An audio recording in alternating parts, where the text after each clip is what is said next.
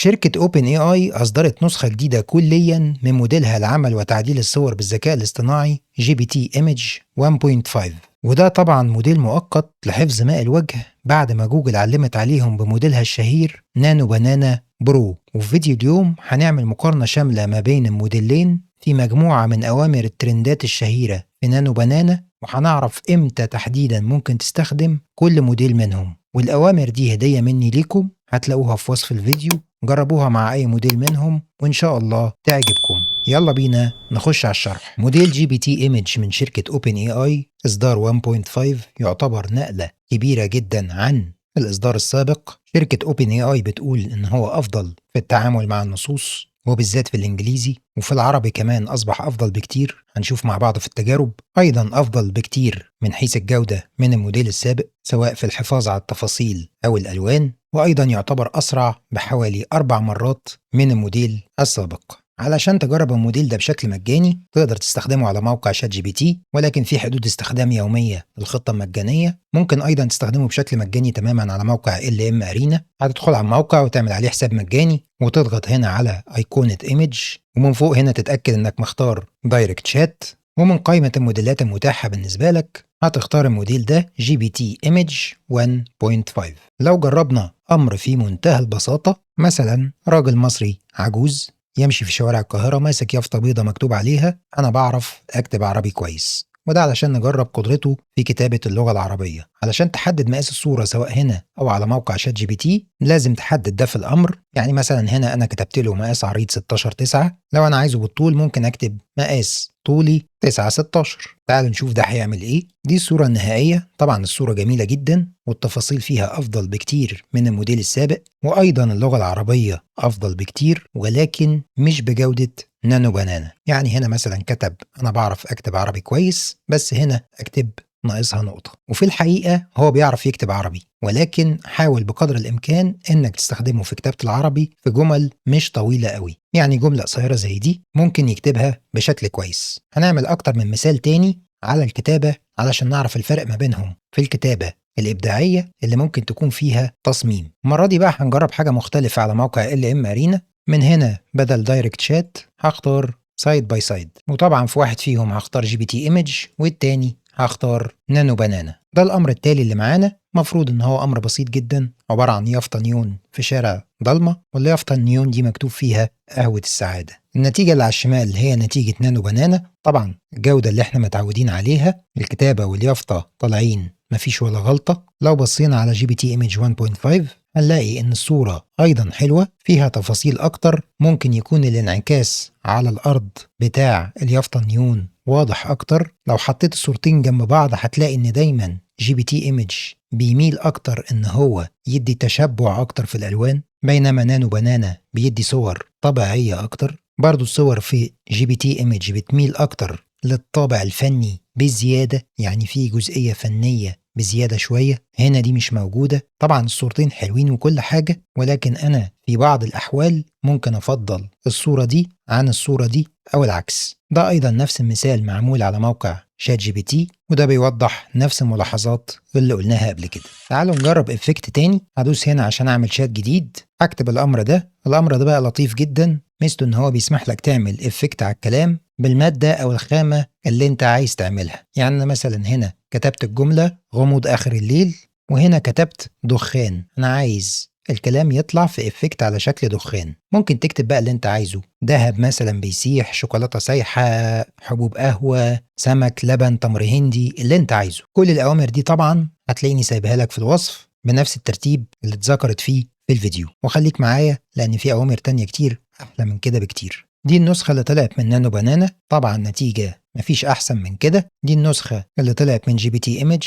هي مشكلة إن الصورة ما طلعتش عريضة، ودي مشكلة في موقع LM أرينا لما أنت تكون بتقارن ما بين موديلين بيخلي واحد عريض، واحدة صورة عريضة واحدة تانية مش عريضة. لكن لما جربت نفس الإفكت على موقع شات جي بي تي نفسه اداني النتيجة دي، وطبعا نتيجة جيدة جدا.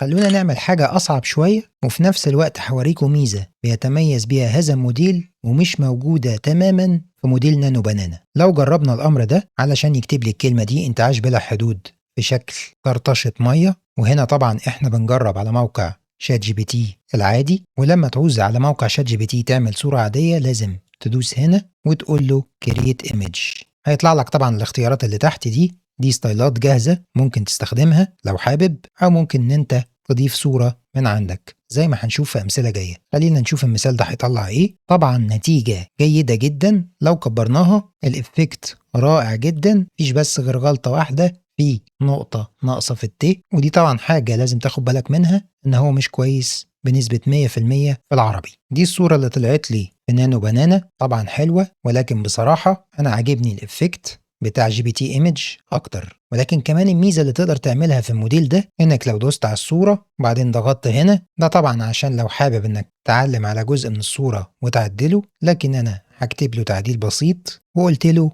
make transparent version of the text. عايزك تعمل لي نسخه من الكتابه دي بدون خلفيه transparent. ابتدى ان هو يعمل صوره جديده. بص عمل ايه، عمل لي نسخه متشال منها الباك جراوند او ترانسبيرنت من الصوره. مفيش موديل تاني بيقدر يعمل لك الميزه دي وبهذه الدقه. يعني بص شويه نقط الميه الزياده اللي بره دي هو برضو ايه محافظ عليها حوالين الكلمه. لو خدت الصوره دي على الفوتوشوب هتلاقي ان الميه دي برضو بتبين شويه الصوره اللي تحتها. طبعا نتيجه ممتازه. تعالوا نجرب نعمل مثال تاني، تصميم انفوجرافيك بيتكلم عن 3 نصايح للنجاح. تصميم بسيط. ما تنساش دايما وانت على موقع شات جي بي تي تختار من هنا اختيار create image علشان يدخل في مود ان هو يعمل لك صورة مش شات. دي كانت النتيجة النهائية. طبعا نتيجة جيدة، يعتبر مفيش اخطاء تذكر في الكتابة، ولكن زي ما بقول لكم ما تعتمدش عليه بشكل كبير في الكتاب العربي. في الكتاب العربي نانو بنانا افضل بكتير. دي نتيجة نانو بنانا، طبعا النتيجة افضل بكتير في رأيي الشخصي من حيث الكتابة والتصميم. ولكن لو قارنا النتيجة دي بالنسبة لجي بي تي ايمج بالموديل السابق جي بي تي ايمج 1، هنلاقي ان النتيجة دي افضل بمراحل. نقطة مهمة في موضوع الكتاب العربي لازم تعرفوها كويس، ان اوبن اي اي نفسهم معترفين بالغلطة دي. يعني كاتبين لك هنا في الليميتيشنز في المالتي لانجويج، لو جيت نزلت تحت كده هتلاقيهم كاتبين لك كده بالنص limitations in some languages such as Chinese و Arabic. يعني في مشاكل في بعض اللغات المعقدة زي العربي والصيني، وكاتبين بالنص ان هيكون في تحسينات مهمة وكبيرة في النقطة دي في الفترة اللي جاية. نقطة تانية بيتميز فيها موديل جي بي تي ايمج 1.5 عن نانو بنانا هو ستايل الكرتون 3D اللي شبه الستايل ده مثلا. فانا لو جيت دوست هنا على ايمجز عشان اعمل صورة جديدة على شات جي بي تي، دي طريقة تانية، واديته الامر ده بيحول اي صورة لستايل كرتون 3D بيكسار زي ما هتشوفوا دلوقتي. انا مثلا اخترت صورة زي دي الفنان عادل امام، ودي كانت النتيجة. موديل جي بي تي ايمج هو افضل موديل بيعرف يعمل الستايل ده موجود حاليا. ده شكل الصورة بالحجم الكبير، طبعا كواليتي عالية جدا، والصورة كأنها طالعة من فيلم بيكسار بالظبط. لو بصينا على نتيجة نانو بنانا، النتيجة حلوة وكل حاجة، ولكن مش بجودة جي بي تي ايمج، وكمان الصورة مش شبه عادل امام. ايضا دي نتيجة مثال تاني، ده جي بي تي ايمج 1.5 وده نانو بنانا. نتيجة نانو بنانا كويسة محدش قال حاجة، ولكن بالنسبة لي النتيجة دي طبعا فنية وافضل بكتير. خلونا نعمل مثال تاني عشان اوريكم الفرق ما بين الموديلين في الجزء الفني اكتر. الامر ده هيخلي الراجل اللي في الصورة دي راكب موتوسيكل وظهر في شاشة تلفزيون، والمفروض ان هو بيطلع من شاشة التلفزيون على أوضة طفل صغير. يعني هتفهموا اكتر لما تشوفوا الصورة. دي الصورة النهائية، طبعا حاجة في منتهى الابداع. ده شكل الصورة بالحجم الكبير، عادل امام راكب موتوسيكل طالع من مشهد من جوه التلفزيون وداخل على أوضة نوم بتاعة طفل صغير. الحس الفني والتفاصيل الفنية رائعة، وده اللي بيميز هذا الموديل الرائع. ودي نسخة تانية من نفس الصورة، نسخة نانو بنانا، حلوة وجميلة مفيش كلام، ولكن طبعا في فرق كبير جدا ما بين النسخة دي والنسخة دي. خلينا نشوف الفرق في مثال بسيط في صور المنتجات. يعني ده مثلا أمر تصميم لكنز مشروب مصري اسمه بسيطة كولا. المفروض إن علبة الكنز دي موجودة جوه مكعب تلج مشروخ أو مكسر. دي نتيجة شات جي بي تي، طبعا نتيجة ممتازة، ناقص بس النقطتين اللي تحت ليه وكان هيبقى ممتاز قوي. وزي ما قلت لكم انا بيعجبني الموديل ده جدا اكتر من نانو بنانا في الصور الابداعية اللي زي دي كده. دي مثلا نتيجة نانو بنانا، لكن انا عجباني نتيجة جي بي تي اكتر. طبعا الكتابة زي ما قلنا هنا افضل. تجربة تانية لترند لطيف مشهور، انك تكون طالع متصور مع كاست فيلم مشهور، فأنت مثلا ممكن تستخدم صورتك وهتكتب هنا مثلا في كلمة الصورة المرفقة دي ممكن تكتب مثلا صورة مرفقة مبتسم ولابس لبس كاجوال مثلا لو انت عايز تغير لبسك يعني. وهنا انا كاتب اسم الفيلم لورد اوف ذا رينجز، ممكن انت تكتب اي فيلم، جعفر العمدة، مسلسل، اللي انت عايزه. هتطلع لك في النهاية صورة شبه الصورة دي انت وانت متصور مع كاست المسلسل او الفيلم اللي انت كتبته. دي مثلا نتيجة نانو بنانا في حالة جعفر العمدة. نانو بنانا هنا في هذه الحالة بيدي نتائج احسن من حيث وشوش الكاست بتاع الفيلم او مسلسل لو كان يعني مسلسل عربي. في ايضا ترند تاني جامد جدا ممكن تجربه في موديلين هيديك نتائج كويسة جدا، ان انت تخلي شخصيتك او اي شخصية تانية متصورة مع اي شخصية مشهورة. يعني مثلا هنا في الحالة دي انا كتبت ام كلثوم، لو انت مثلا عايز تغير ملابس بتاعت شخصيتك هتكتب في القوسين دول الشخصية في الصورة المرفقة ملابس كاجوال مثلا او ملابس رسمية، فدي نتيجة في حالة ام كلثوم. كل ده طبعا على GPT ايمج.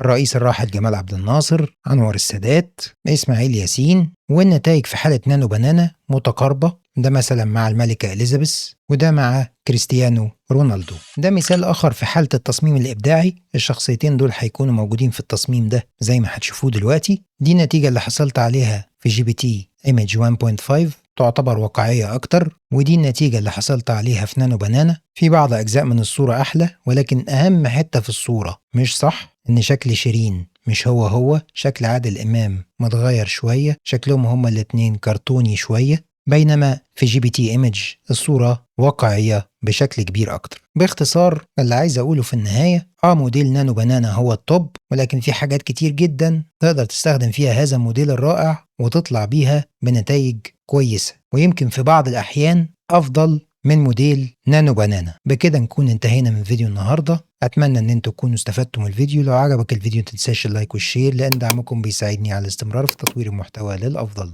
واشوفكم في فيديو جديد بإذن الله.